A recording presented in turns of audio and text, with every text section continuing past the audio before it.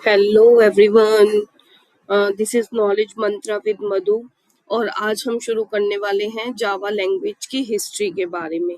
Java language की history से related ऐसे बहुत सारे इम्पोर्टेंट और इंटरेस्टिंग फैक्ट्स हैं जो शायद आप लोगों को ना पता हो, तो आज हम उन सब चीज़ों को डिस्कस करेंगे। मैं इंट्रोडक्शन से स्टार्ट करती हूँ।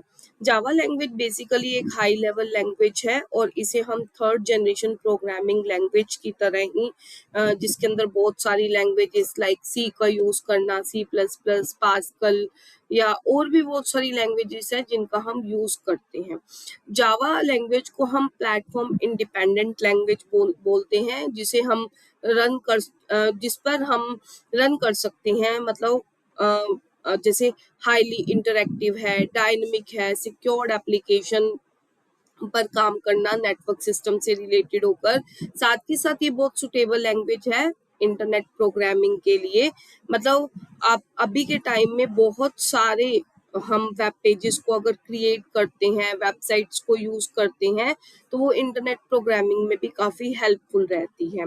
ये इंडिपेंडेंट प्लेटफॉर्म होती है बेसिकली, जिसके ऊपर हम जब भी बात करते हैं एप्लीकेशन की, तो हमें कोई फर्दर पर्टिकुलरली किसी ऑपरेटिंग सिस्टम की, सिंगल ऑपरेटिंग सिस्टम की रिक्वायरमेंट नहीं है, या ऐसा नहीं होता कि ये सिंगल ऑपरेटिंग सिस्टम के ऊपर अपना काम करे, लाइक यूनिक्स के ऊपर या विंडोज के ऊपर।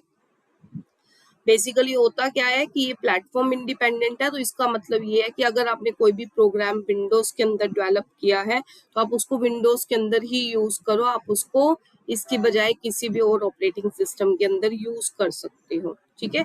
इसका जो प्लेटफॉर्म इंडिपेंडेंट कैरेक्टरिस्टिक होता है जावा का, वो लाई करता है इसके बाइट कोड में, या फिर हम उसको क्या बोलते हैं, जावा वर्चुअल मशीन।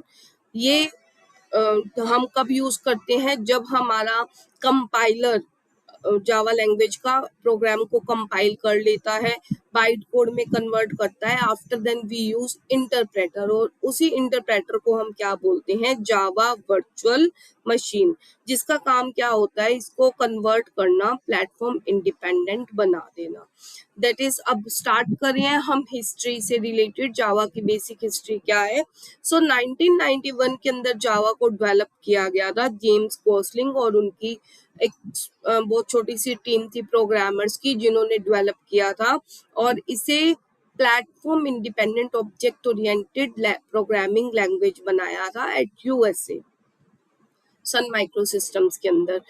इनिशियली इसका नेम जो है ना, वो ओक रखा गया था, और जो स्मॉल टीम थी प्रोग्रामर्स की, डेवलपर्स की, उसे ग्रीन टीम बोला गया था। क्यों? क्योंकि बाहर इनके ऑफिस के बाहर बहुत सारे प्लांट्स लगे हुए थे, तो ग्रीनरी को देखते हुए इस टीम का नेम रखा गया था green team. Move on the next, that is कि डेवलपर्स ने इसका नेम ओक क्यों चूज किया था।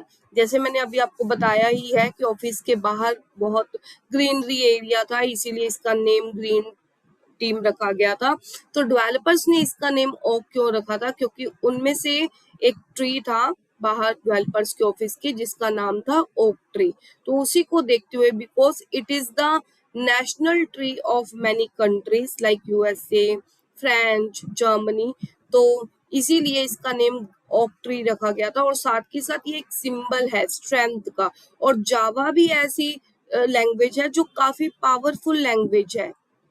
इनिशियली जिस कॉन्सेप्ट के ऊपर काम किया गया था, उस कॉन्सेप्ट से रिलेटेड भी मैं अभी आपको बताती हूँ, लेकिन हमने इसका नेम जो है ओक से रीनेम करके जावा क्यों रखा। तो इसका जो नेम है जावा, वो क्यों रखा गया था, क्योंकि 1995 के अंदर इसका नेम ओक से चेंज होकर जावा रखा गया था। क्यों? क्योंकि एक और ऑफिस भी था जिसका नेम जो था ना, ओक टेक्नोलॉजीज, पहले से ही रजिस्टर्ड हुआ था, तो इसी के अकॉर्डिंग इसका नेम जो है ना, वो क्या रख दिया गया, जावा रख दिया गया। अब जावा का मीनिंग क्या होता है, जावा एक आइलैंड है इंडोनेशिया के अंदर, जहां पर फर्स्ट कॉफी को भी प्रोड्यूस किया गया। अब जावा की ना अपनी कोई एब्रीविएशन नहीं है, लाइक हम जे को, ए को, वी को और ए को अलग से नहीं डिफाइन करते कि इसका कोई मीनिंग हो। It is not a acronym, ये कोई एब्रिविएशन नहीं है, कोई एक्रोनिम नहीं है, it is like a simple name, that is the name of that island. अब साथ के साथ जावा जो है ना स्पेशली रेफर करता है उसी आइलैंड की एक हॉट रिफ्रेशिंग ड्रिंक को, जिसे हम कॉफी भी बोलते हैं, जैसे ऊपर बताया ही था मैंने आपको।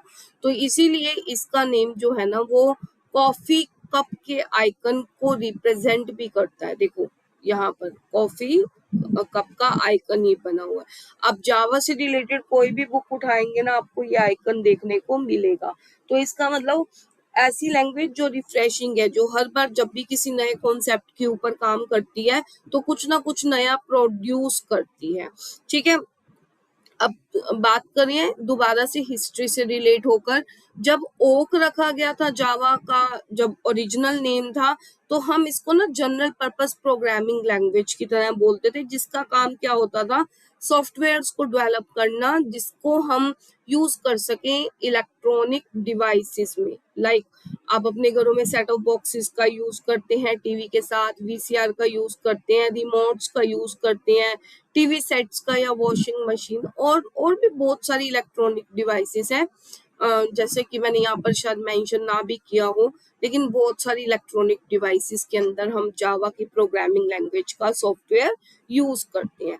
तो उस टाइम पे डेवलपर्स का जो फोकस था, मेन कंसर्न था, वो किस किस चीज के ऊपर था, वो लैंग्वेज को सिंपल बनाना चाहते थे, पोर्टेबल और रिलायबिलिटी के ऊपर काम करना चाहते थे, और साथ ही साथ ये भी कि इन डिवाइसेस के अंदर कोई ऑपरेटिंग सिस्टम जो है ना वो यूज में नहीं हो रहा। जैसे अभी तक जितनी भी हमारी प्रोग्रामिंग लैंग्वेज थी वो ऑपरेटिंग सिस्टम के ऊपर काम करती थी, लेकिन इनके अंदर हमने इन डिवाइसेस के अंदर ऑपरेटिंग सिस्टम का यूज नहीं किया। जैसे अगर आप टीवी को ऑन करो तो ऐसा नहीं है कि विंडोज का आइकन बनकर आ रहा है या यूनिक्स का। तो ये एक अप्रोच थी जो हमने ओक के अंदर लगाई, एक कंसर्न था जिसमें प्रोग्रामर्स ये चाहते थे कि इन डिवाइसेस के अंदर ऑपरेटिंग सिस्टम का यूज ना हो। अब सिनेरियो धीरे धीरे चेंज होता है, सी और सी प्लस प्लस की लिमिटेशंस को रिमूव किया जाता है और जावा को सिंपल, पोर्टेबल और रिलायबल लैंग्वेज बनाया जाता है। ठीक है, जावा हमारी बहुत पावरफुल प्रोग्रामिंग लैंग्वेज है। क्यों? क्योंकि ये फर्स्ट प्लेटफॉर्म इंडिपेंडेंट लैंग्वेज भी है। अब इसका प्लेटफॉर्म इंडिपेंडेंट फीचर क्या अलाउ करता है, जावा प्रोग्राम्स को ये परमिशन देता है कि रन कर सकती हैं डिफरेंट आर्किटेक्चर्स और ऑपरेटिंग सिस्टम के ऊपर। मतलब आप यूनिक्स के ऊपर यूज करना चाहते हो, विंडोज के ऊपर यूज करना चाहते हो, तो आप कैसे भी यूज कर सकते हो। मैंने अभी आपको पीछे मीनिंग और भी अच्छे से क्लियर किया कि अगर प्रोग्राम को एक ऑपरेटिंग सिस्टम के अंदर बनाया गया है, ऊपर बनाया गया है, तो आप उसको किसी और ऑपरेटिंग सिस्टम के ऊपर भी सेम वैसे ही चला सकते हो बिना कोई चेंज किए प्रोग्राम में। तो that is platform independent feature. साथ ही साथ ये फैसिलिटी प्रोवाइड करता है इंटरैक्टिव सिक्योर एप्लीकेशंस को बनाना और करंट ट्रेंड की रिक्वायरमेंट्स को देखते हुए डायनेमिक एप्लीकेशंस के ऊपर काम करना, इसको भी जावा बहुत अच्छे से फैसिलिटेट करता है। तो ये तो था बेसिक हिस्ट्री। अब मैंने यहाँ पर डू यू नो सेशन को इंक्लूड किया है। डू यू नो सेशन के अंदर मैंने कुछ फैक्ट्स लिए हैं प्लेटफॉर्म इंडिपेंडेंट लैंग्वेज से रिलेटेड। सो वो फैक्ट्स क्या हैं? प्लेटफॉर्म इंडिपेंडेंट लैंग्वेज का मतलब होता है बेसिकली वो लैंग्वेज जो किसी पर्टिकुलर ऑपरेटिंग सिस्टम या हार्डवेयर से बाउंड नहीं है। ठीक है, मतलब आप किसी भी ऑपरेटिंग सिस्टम पर काम कर सकते हो बिना अपने प्रोग्राम के अंदर कुछ भी चेंज किए। और साथ ही साथ जब भी हम अपने प्रोग्राम को एग्जीक्यूट करते हैं जो जावा के अंदर डेवलप होता है, तो आपको किसी भी चेंज को करने की भी जरूरत नहीं है प्रोग्राम के अंदर। मतलब बिना कोई चेंज किए हम सेम कोड को किसी भी अदर ऑपरेटिंग सिस्टम के ऊपर एग्जीक्यूट करवा सकते हैं, किसी भी डिवाइस के ऊपर आप इसका यूज कर सकते हो। That's all about Java history. I hope आपको ये सेशन अच्छा लगा होगा। Thank you, thanks a lot.